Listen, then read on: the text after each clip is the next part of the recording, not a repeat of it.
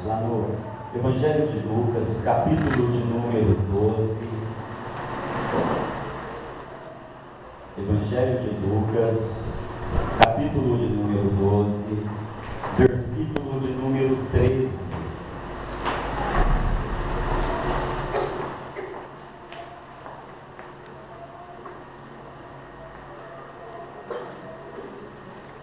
E eu quero que você procure aí para mim também, Atos, capítulo de número 4,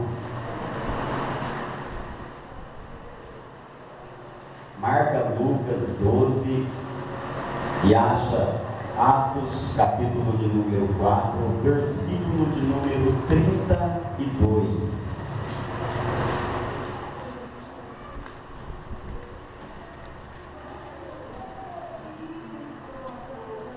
Achar?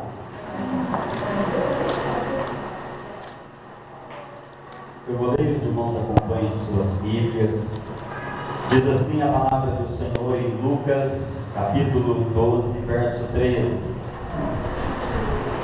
Neste ponto, um homem que estava no meio da multidão lhe falou: Mestre, ordena meu irmão que repartas comigo a herança. Mas Jesus lhe respondeu: Homem, quem te constituiu juiz ou partidor entre vós? Então lhe respondeu: Tendes cuidado e guardai-vos de toda e qualquer avareza, porque a vida de um homem não consiste na abundância dos seus bens que ele possui. Ele lhes proferiu ainda uma parábola, dizendo: O campo de um homem rico produziu com abundância, e arrasou água consigo mesmo, dizendo: Que farei, pois não tenho onde recolher meus frutos? E disse: Farei isto: destruirei o meu celeiro, reconstruirei maiores, e aí recolherei todo o meu produto e todos os meus bens. Então direi à minha alma: Tens em depósito muitos bens para muitos anos. Descansa, come, bebe e regala-te. Mas Deus lhe disse: Louco, esta noite te pedirão a tua alma, e o que tens preparado para quem será? Assim é o que entesoura para si mesmo e não é rico para com Deus. Atos capítulo de número 4, verso 32. Da multidão dos que creram, eram um o coração e a alma. Ninguém considerava exclusivamente sua nenhuma das coisas que possuía. Tudo, porém, lhes era comum. Com grande poder, os apóstolos davam testemunho da ressurreição do Senhor Jesus. Em todos eles havia abundante graça, pois nenhum necessitado havia entre eles, porquanto os que possuíam terra ou casa vendiam-as, traziam os valores correspondentes e depositavam aos pés dos apóstolos. Então se distribuía a qualquer um à medida que alguém tinha necessidade. José, de quem os apóstolos deram o sobrenome de Barnabé, que quer dizer filho da exortação, levita, natural de Chipre, como tivesse um campo, vendendo-o, trouxe o preço e o depositou aos pés dos apóstolos. Amém? Em que mundo você vive? Que palavras você usaria para descrever o mundo em que você vive? Como você adjetivaria o seu mundo? Talvez se nós fôssemos perguntar para algumas pessoas, em que mundo você vive, a resposta a qual nós teríamos das pessoas talvez seria: eu vivo em um mundo louco, eu vivo em de cabeça para baixo. Eu vivo em um mundo injusto, ou eu vivo em um mundo violento, né? Eu vivo em um mundo sem graça. Enfim, talvez seria uma dessas respostas a qual nós teríamos. Mas alguém poderia também dizer assim: olha, essas palavras não totalizam, né, o mundo em que nós vivemos. Essas palavras não justificam o mundo em que nós vivemos. Alguém talvez aí mais otimista, né, dependendo do seu ponto de vista, poderia dizer assim: olha, o mundo é belo, né, o mundo é uma fonte de prazer.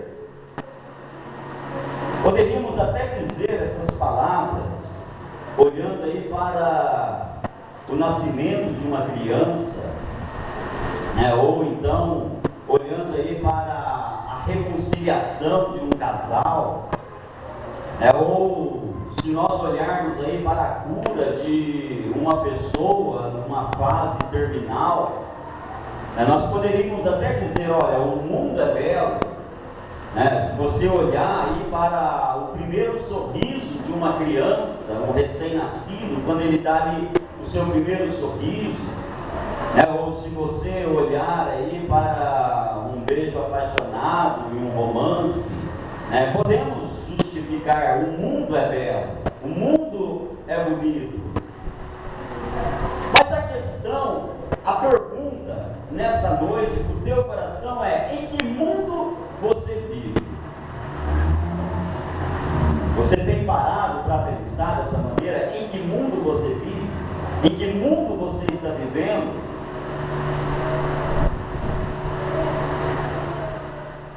O mundo em que nós vivemos, irmãos, é um mundo marcado pelo sofrimento das pessoas. O mundo que nós vivemos, ele é marcado pelo sofrimento das pessoas.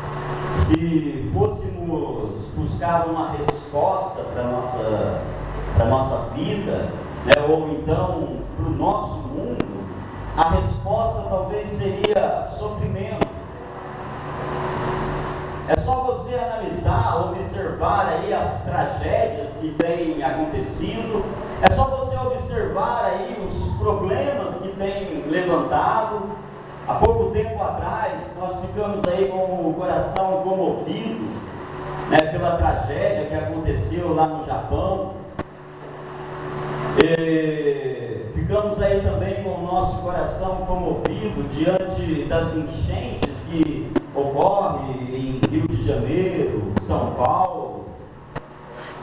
No começo do ano, houve aí uma tragédia que aconteceu lá na Itália, de um navio, de um cruzeiro com 4.000 pessoas, veio a naufragar aquele navio, e até semanas atrás estavam aí procurando corpos, pessoas desaparecidas.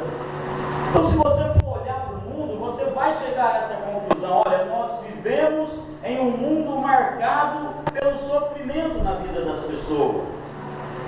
As enfermidades que têm assolado as pessoas. E muitos vivem hoje em dia em busca de uma resposta de Deus. Muitos vivem hoje em dia em busca de uma resposta para a sua vida. O mundo procura uma resposta. E a resposta de Deus para um mundo marcado pelo sofrimento, marcado pela tragédia, a resposta de Deus para uma pessoa marcada com os problemas na sua vida, a resposta que Deus tem para dar para essas pessoas é que a igreja é a resposta de Deus para as vidas que sofrem. A igreja é a resposta de Deus para um mundo marcado pelo sofrimento. Observa para você ver que toda pessoa que sofre, ela tem que correr em determinada direção. Toda pessoa que sofre, ela tem que correr aí em determinada direção em busca para uma solução para os seus problemas. E que a direção que essa pessoa corra, que seja para a igreja. Porque a igreja é a resposta de Deus para o mundo marcado pelo sofrimento. E eu digo muito mais ainda: você é a resposta de Deus para este mundo marcado pelo sofrimento, porque você é a igreja do Senhor Jesus. Você é essa igreja. Então você é a resposta de Deus para o mundo que sofre. Você é a resposta de Deus para o teu parente que está passando por problema. Você é a resposta de Deus para os teus familiares que estão enfrentando problemas na vida deles. Você é a resposta de Deus para aqueles que estão em sua volta. Talvez você tenha tentado descobrir qual é o sentido da tua vida. Você tem procurado descobrir qual é o objetivo de você estar aqui na casa do Senhor. O propósito de Deus para você é que você é a resposta de Deus. A igreja é a resposta de Deus para um mundo marcado pelo sofrimento. Mas nós, olhando também aí para a igreja de um modo geral, nós vemos aí uma igreja a qual está sendo detonada pelas mídias de televisão. Algumas igrejas que muitas vezes são aí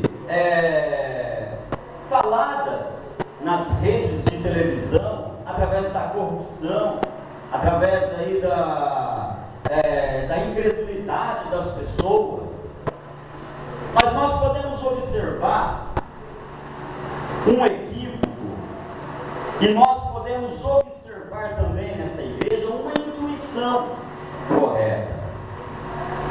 Um equívoco porque as pessoas estão dizendo: olha, se você está sofrendo, venha para a igreja, porque na igreja Deus vai manifestar o seu poder e vai resolver o seu problema pessoal.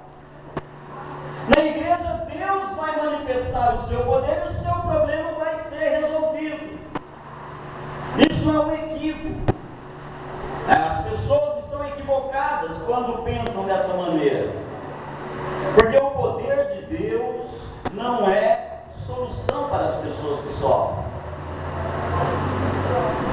A resposta de Deus para as pessoas que sofrem é você. E aí se torna um equívoco, porque as pessoas dizem assim: olha, o teu problema é problema de Deus. Isso daí isenta as pessoas de serem pessoas comprometidas com as coisas de Deus. Isso isenta as pessoas delas serem pessoas que confraternizam. Este equívoco isenta as pessoas de colocarem as mãos no bolso para ajudar o seu próximo.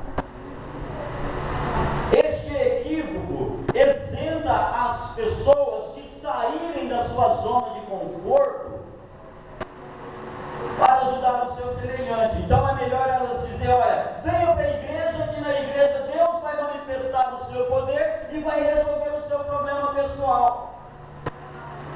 Esquecem que a pessoa, esquece que você é a resposta de Deus para aqueles que sofrem. Você é a resposta de Deus para aqueles que estão com problema. Você é a igreja.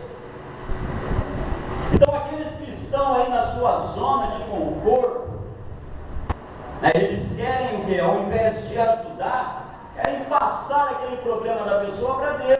Olha, Deus vai manifestar o poder e você será abençoado. O poder de Deus não é resposta para as pessoas que sofrem. Você é a resposta para o teu parente que está sofrendo. Você é a resposta de Deus para o teu familiar que está com problema dentro da tua casa. Você é a resposta de Deus. Mas para nós vivermos uma vida na presença do Senhor, irmãos, entra aí agora a intuição correta da igreja. Porque se tem alguém que está com problema, e se essa pessoa tem que correr em alguma direção para resolver o problema, então venha para a igreja.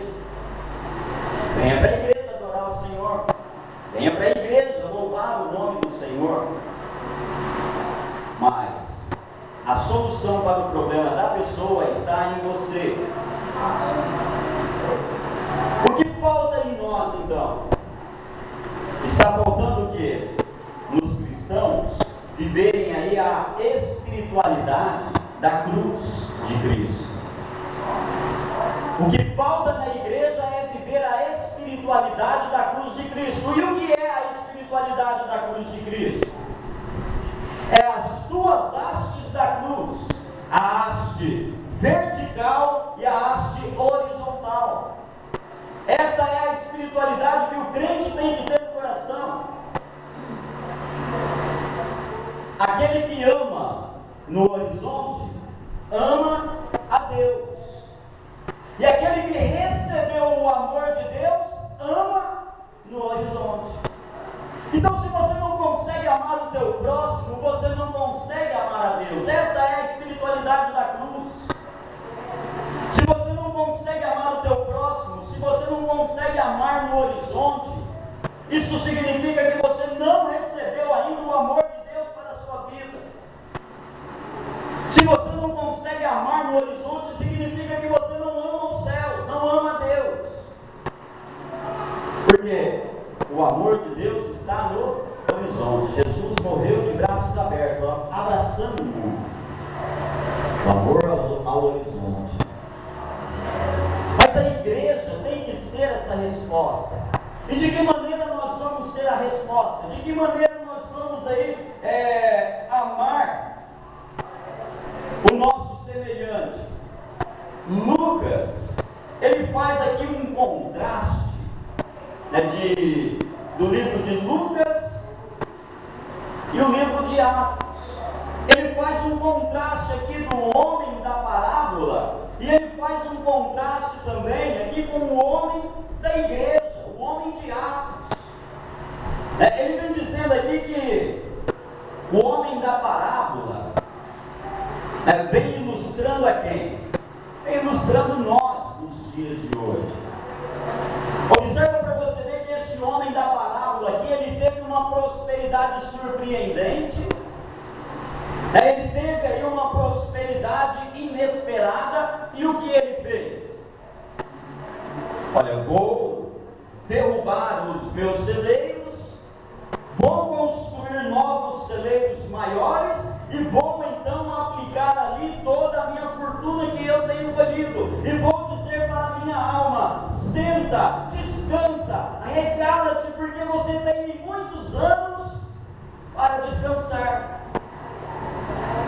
Esta é a índole do homem nos dias de hoje. Hoje, irmãos, ninguém gosta de depender de ninguém. Se você tem que depender de alguma coisa, já fica ali com um certo orgulho no coração, porque é a índole do homem da parábola. Jesus, usando esta parábola, ele vem apontando para quem? Para o homem nos dias de hoje. Não gostam de depender de ninguém. E, no entanto, vive aí na sua zona de conforto, assim como este homem da parábola a qual nós lemos. Olha só, verso 19: E direis a minha alma: tens em depósito muitos bens para muitos anos, descansa, come, bebe, regala-te. Mas aí vem a resposta, Deus dizendo: louco, esta noite te pedirão a tua alma, e o que tens preparado, para quem será? Irmãos, aquele cristão que está assentado sobre a sua zona de conforto, aquele cristão que está acomodado consigo mesmo, aos olhos de Deus ele está morto. Aos olhos de Deus, irmãos, é uma pessoa morta espiritualmente, porque ela está acomodada. Ela não ama no horizonte, ela não ama o seu próximo.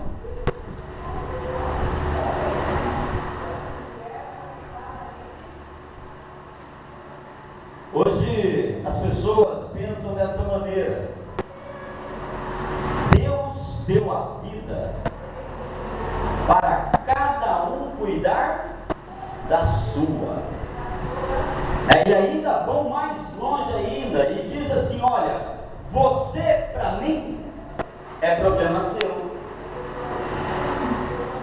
As pessoas vivem dessa maneira hoje em dia. Aqueles que estão assentados na sua zona de conforto, aqueles que estão aí assentados no seu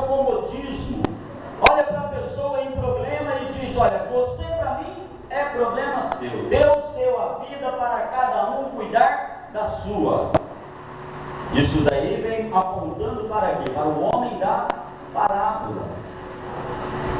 Ele diz: olha, fui próspero, fui abençoado, então vou derrubar os meus celeiros e guardar o meu mantimento, guardar a minha riqueza e descansarei para muitos anos. Mas a resposta que vem ao coração daquele homem, Deus diz: louco, esta noite te pedirão a tua alma, e o que tens guardado, para quem será? Porque, irmãos, a igreja, você, a igreja que eu estou dizendo aqui é você.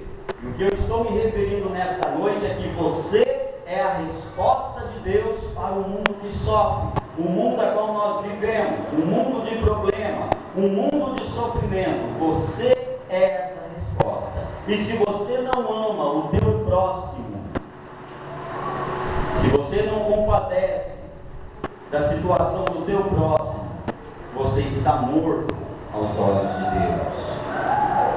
Assim como Deus está dizendo para este homem: louco, esta noite te pedirão a tua alma, e o que você tem, para quem será? Nós podemos observar agora o contraste que Lucas está fazendo do homem da parábola com os homens de Atos, da seguinte maneira: aqui o homem da parábola, ele constrói uma muralha para guardar os seus celeiros, para guardar os seus bens, para guardar o seu mantimento, enquanto que os homens de Atos, eles derrubam a muralha e repartem aquilo que eles têm. Vocês estão vendo aí a diferença, o contraste aonde está, a diferença onde está da igreja do Senhor Jesus, da igreja de Cristo, a igreja que vive a espiritualidade da cruz e a igreja voltada para si, sentada na sua zona de conforto. O homem da parábola constrói muralha, os homens de Atos derrubam as muralhas. E a Bíblia diz aqui que da multidão dos que creram era um só o coração e a alma. E ainda diz que ninguém considerava exclusivamente sua nenhuma das coisas. Irmãos, aquele que tem a espiritualidade da cruz, aquele que é a resposta de Deus para o mundo que sofre, ele não considera sua exclusivamente as coisas, mas ele compartilha. Por isso que muitas vezes a igreja,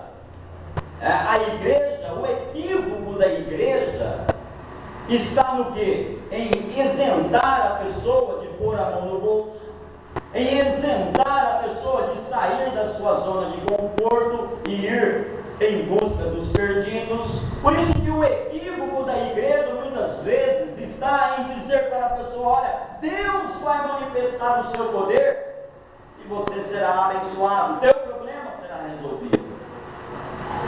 Deus só vai resolver o problema do teu próximo, do teu semelhante, no momento em que você compartilhar, no momento em que você não considerar sua exclusivamente nada, mas no momento em que você derrubar a muralha que está em sua volta, para que você possa compartilhar aquilo que você tem. Nós vemos aqui no livro de Atos que as pessoas que se convertiam, o que elas faziam? Elas pegavam aí os bens que elas tinham, vendiam e traziam ali os seus valores e depositavam onde? Aos pés dos discípulos. E o interessante, irmãos, o que me chama a atenção nisso daqui é o que a palavra de Deus nos alerta aqui. Eles tinham em abundância, olha no verso 33.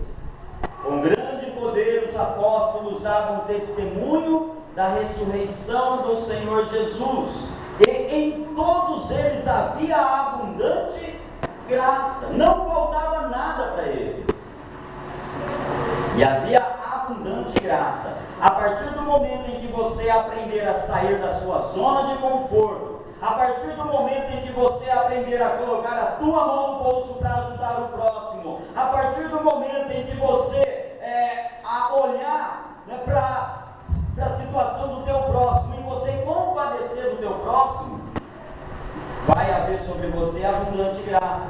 Mas enquanto você está colhendo e está guardando para si, você está sendo morto aos olhos de Deus.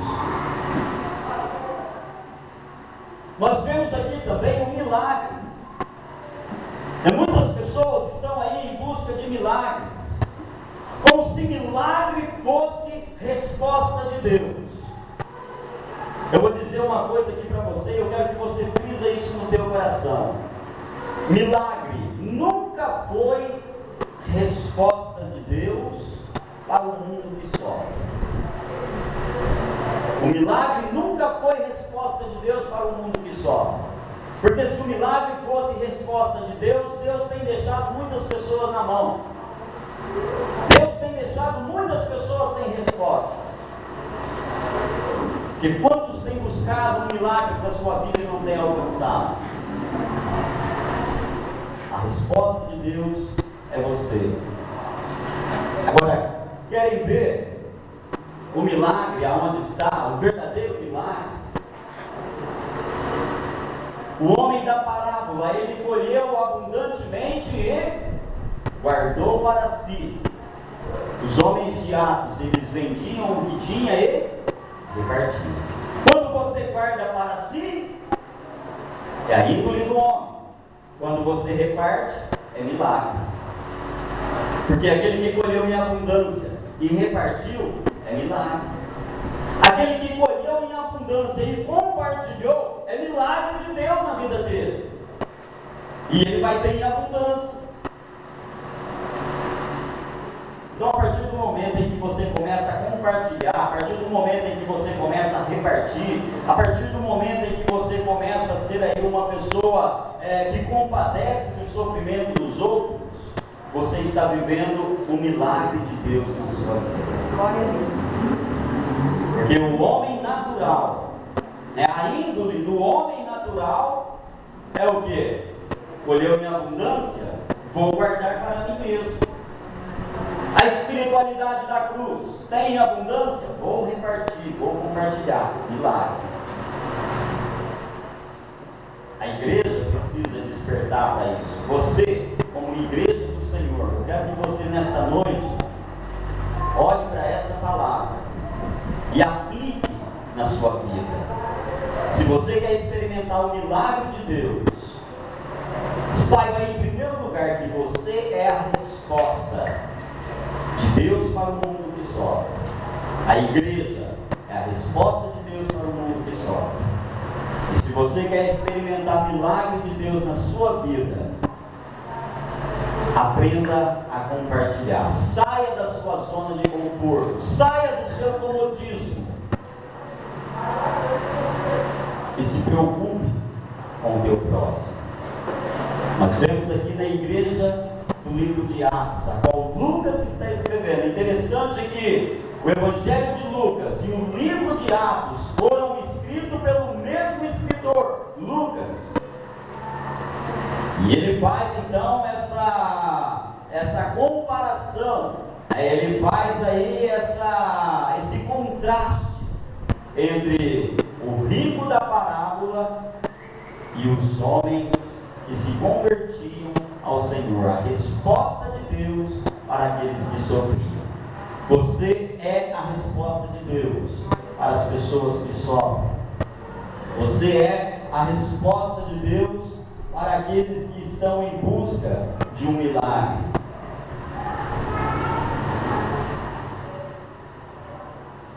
Eu quero que você, nessa noite, compreenda uma coisa, irmãos. Nós precisamos observar aquilo que nós estamos fazendo, para que nós possamos nos julgar espirituais. Nós precisamos ter aí a espiritualidade da cruz. Você conhece muito bem agora. mar no horizonte, para que possa amar aos céus. É as duas hastes da cruz, vertical e horizontal. Agora eu pergunto para você, qual foi a última coisa boa que você fez para alguém sem requerer algo em troco? Qual foi a última coisa boa que você fez para uma pessoa sem querer nada em troco daquilo ali? Observa bem para você ver que se nós vamos no médico, ali o médico vai fazer uma coisa boa para nós, ele vai cuidar da nossa saúde. Mas ele está fazendo aquilo ali de graça, sem receber nada em troco? De maneira alguma. Agora, a questão em que dia você fez alguma coisa boa para alguém, sem querer nada de volta, sem querer nada em troco? Isso é ser espiritual. É você ajudar o teu próximo, sem querer nada em troco. Ah, Pedro, mas a Bíblia diz assim que aquilo que a gente faz, a gente recebe. Sim, mas você não deve fazer pensando dessa maneira. Você tem que fazer pensando da seguinte forma: olha, não quero ganhar nada com isso. Deus já falou no nosso coração hoje através da palavra de abertura, que não devemos emprestar com usúria, né? A partir do momento em que você empresta com usúria, você está fazendo um favor? Não está. Então a questão é, em que dia você fez algo para uma pessoa sem requerer nada em troco? Fez aí um favor, fez aí algo de bom para alguém, sem querer nada em troco. Se você não tem feito, irmãos, comece a fazer a partir de hoje. Seja espiritual. Comece a fazer, comece a praticar a partir de hoje. Você é a resposta de Deus para este mundo que sofre, para este mundo marcado pelo sofrimento. Portanto, comece você a praticar, a realizar aquilo que Deus conta com você. Quantas pessoas em sua volta estão vivendo uma tragédia na vida delas? E o que você tem feito? A maioria das vezes nem sequer ensinamos um caminho, uma direção para ela correr. Olha, você está sofrendo, então você tem que correr. Corra para a igreja. Não fazemos isso. Em que dia você fez algo de bom para alguém, sem querer nada em troco?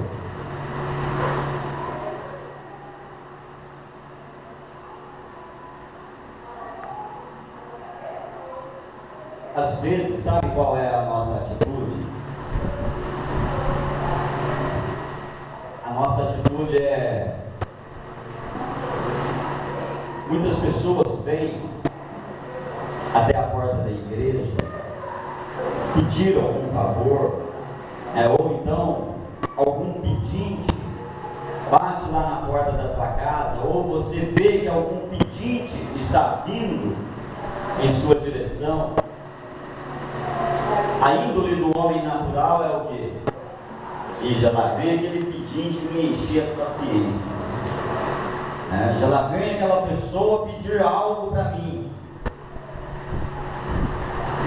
Isso é a índole do homem natural, do homem da parábola. É guardar para si mesmo. Agora, irmão, se um pedinte não for pedir para você, aonde ele vai pedir? Se um pedinte não vir buscar socorro na igreja, onde ele vai buscar? O mundo aí fora não ajuda.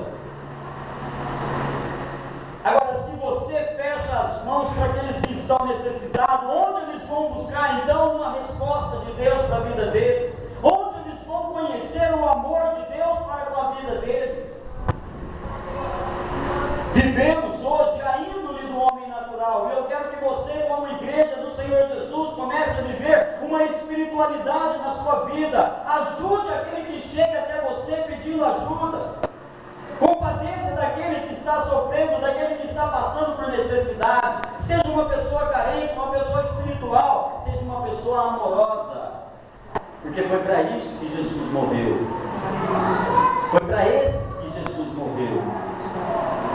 Jesus ainda deixou bem claro, olha, o são não precisa de médico, o que precisa de médico é um enfermo. Usando essas palavras do Senhor Jesus, eu quero dizer para você que você é o médico para aquelas pessoas que estão sofrendo aí fora.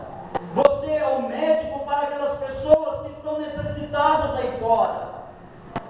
A igreja tem que ser desta maneira. A igreja tem que ser este médico, tem que ser a resposta de Deus para aqueles que necessitam.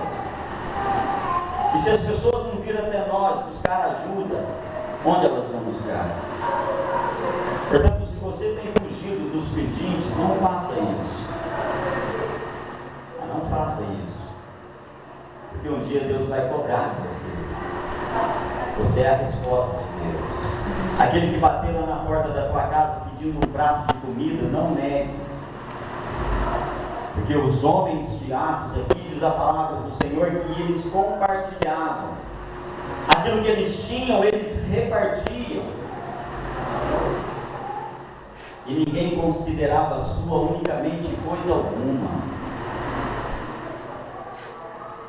E eles experimentavam ali a abundante graça de Deus sobre a vida deles. Igreja, em nome de Jesus Cristo, aquele que morreu na cruz para te salvar, ame no horizonte, ame o teu semelhante. Esta é a expectativa de Deus para a igreja. É isso que Deus conta que nós passamos aqui. A igreja tem que viver dessa maneira. Se você não ama no horizonte, se você não ama o teu próximo, você não é a igreja do Senhor. Se você quer guardar só para você, Deus diz para você nesta noite: louco, esta noite te pedirão a tua alma, e o que você tem guardado para quem será? Então, se você tem colhido em abundância, se você tem bens com fartura, se você tem o conforto da tua casa, olhe um pouco para aqueles que sofrem. Se você tem o conforto de um teto na sua vida, olhe um pouco para aqueles que não têm aonde dormir. Se você tem o teu depósito, se você tem lá o teu celeiro em abundância, a tua dispensa suprida, olhe um pouco para aqueles que passam necessidade, para aqueles que passam fome. Às vezes nós até pensamos nisso, né? Mas não damos a mínima, porque a índole do homem natural é voltado para quê? Olha, é problema seu. A pessoa está sofrendo, é problema dela, porque ela merece. Não, irmãos, nós vivemos em um mundo marcado pelo sofrimento. É necessário que você deixe a sua marca, a marca de Cristo na sua vida, para aquelas pessoas que sofrem, para aquelas pessoas que estão com problema, para aquelas pessoas que estão necessitadas. Jesus precisa chegar até elas, e Ele vai usar você. Agora, se você foge dessas pessoas, como Jesus irá até elas? A igreja é a resposta de Deus para o mundo que sofre. Você é a resposta de Deus para o mundo que sofre. E você tem que viver como os homens de Atos, derrubar as muralhas e amar no horizonte, para que você possa também